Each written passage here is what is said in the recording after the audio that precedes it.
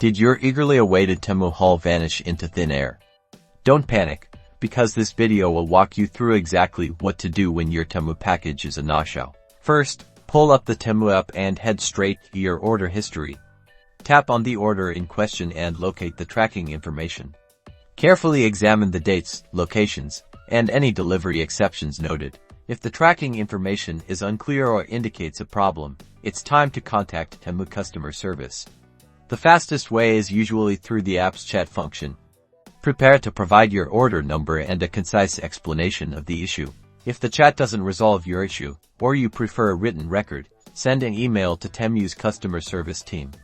Be polite but firm in requesting an update on your package's whereabouts.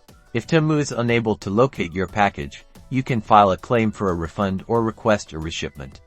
Look for the appropriate option in your order details or within the customer service portal.